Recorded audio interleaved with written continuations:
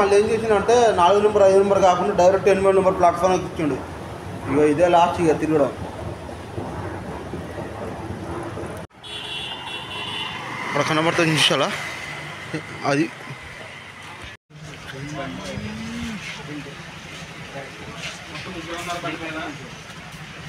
ఇట్లా ఒక వ్యూ ఉంటుంది. అంటే ఇప్పుడు ఎట్లా ఉంటుందంటే కృష్ణ కెనాల్ జంక్షన్ నుంచి మన విజయవాడ రూట్లో ఉంటుంది. మొత్తం ఒక బ్రిడ్జ్ ఉంటుంది, కృష్ణ బ్యారేజ్ బ్రిడ్జ్. ఇప్పుడు చూపిస్తుంది చూడు, ఇట్లా ఉంటుంది. దారిలో ఒక ట్రైన్ వచ్చినట్టున్నాయి కావచ్చు, అందుకే ఆగింది. కృష్ణ కెనాల్ జంక్షన్ కూడా ఆగింది బండి. నేను నైట్ 11కి ఎక్కితే ఇప్పుడు 5:40 అవుతుంది. ఇక బ్రేక్ఫాస్ట్ లేదు, ఏం లేదు, ఫుడ్ లేదు, ఏం లేదు. ఇప్పుడే వచ్చి జస్ట్ మొహం కడగాల్సి వచ్చింది ట్రైన్, అది కూడా. సో ఫస్ట్ టైం నా లైఫ్లో బిగ్గెస్ట్ లాంగ్ జర్నీ. అంటే ఇంతవరకు ఎప్పుడు చేయలేదు, కానీ బట్ చాలా బాగుంది. ఇంకా జనరల్ ఎక్కితే నిజంగా అవుట్ అయిపోయాను. నిజంగా అది సాధ్యంగా ఒక 3 ట్రైన్ల వరకు చూసిన జనరల్ ఎక్కడ ఫస్ట్ ట్రై చేసినా కానీ జనాలు మామూలుగా లేరు. పైగా వచ్చేటోళ్ళు అంతా కలకత్తా, బీహార్ అంతా గలీజ్ ఉన్నది. ఇక వాళ్ళకి ఎక్కిందంటే రోగాలు వచ్చి మాత్రం కంపల్సరీ చేసి అక్కడ రిజర్వేషన్ చేయించుకుని మా అంటే దానికి ఒక 10 రూపాయలు ఎక్కువ 20 రూపాయలు ఎక్కువ పడ్డాయి అంతే. 210 rupees and Coimbatore to Warangal. అదే రిజర్వేషన్ చేసుకుంటే నాకు వచ్చిన 250 పడ్డాయి. మాక్సిమం 30-40 రూపీస్ ఏమైనా ప్రశాంతంగా కూర్చోవచ్చు అన్నట్టు 2 చెట్టింగ్ బుక్ చేసుకున్నా. సో ప్రాసెస్ చాలా ఈజీగా ఉన్నది, పెద్ద అదేం లేదు. కానీ బుక్ అయితే బుక్ అనుకున్నా కానీ లాస్ట్ మినిట్లో ఏదో రకంగా అయితే బుక్ అయింది. So full happy. And night అంతా హాయిగా పడుకోవాల్సి వచ్చింది. ఎట్లంటే పైన ఉంటుంది కదా, అది కొంచెం సేఫ్లో ఉన్నాం.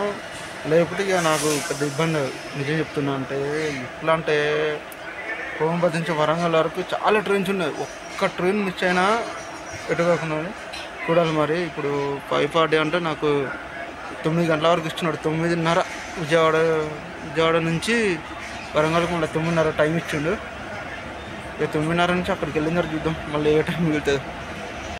Back to video. Hi, good evening. మామూలు లేదు, నిన్న నైట్ 10కి ఎక్కితే ఇప్పుడు 5:40 విజయవాడకి వచ్చింది బండి. ఇక నేను వరంగల్ వేసరికి 9:40 లేదా 10 ఆ టైం అయితే పడుతుంది. సో ఇది నా లైఫ్లో బిగ్గెస్ట్ లాంగ్ జర్నీ.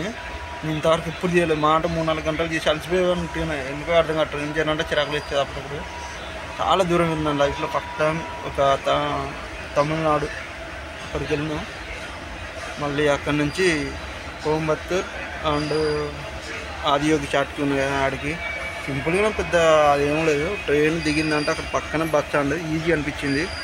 ఎందుకంటే లైఫ్లో బెస్ట్ మూమెంట్ ఒకసారి చూద్దాం అన్నట్టు ఒకసారి ట్రై చేసిన వర్కౌట్ అవుతాం. బట్ చాలామంది తెలుగు వాళ్ళు ఉన్నారు, నో ప్రాబ్లం.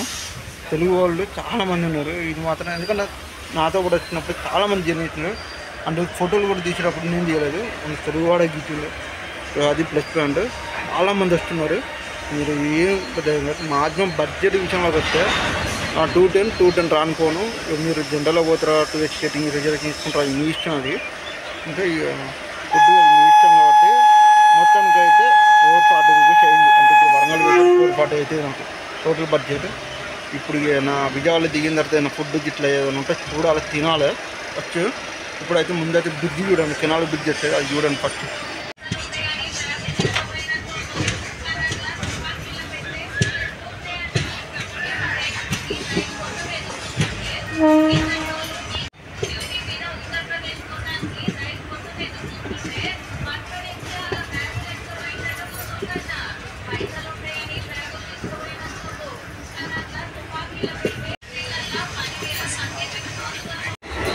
ఎప్పుడు వర్షం పడుతుంది, బయట మొత్తం వర్షం పడుతుంది. ఎప్పుడైతే ఈ విజయవాడ ఎంట్రీ ఇచ్చినామో అసలు మొత్తం వాతావరణం ఒక్కసారి మారిపోయింది.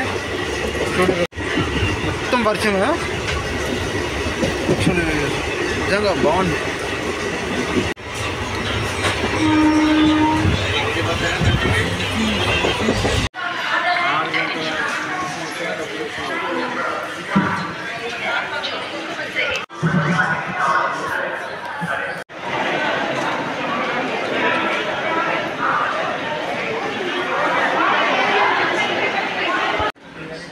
దయచేసి వినండి, ట్రైన్ నంబర్ 17226. మొత్తం ఇక్కడ వెయిటింగ్ హాల్ ఉన్నది కదా, వచ్చేప్పుడు నిజంగా ట్రైన్ దిగుతాం డైరెక్ట్గా కనబడింది.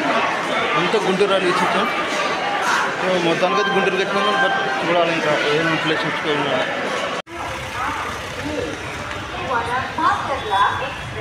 గుంటూరు మామూలు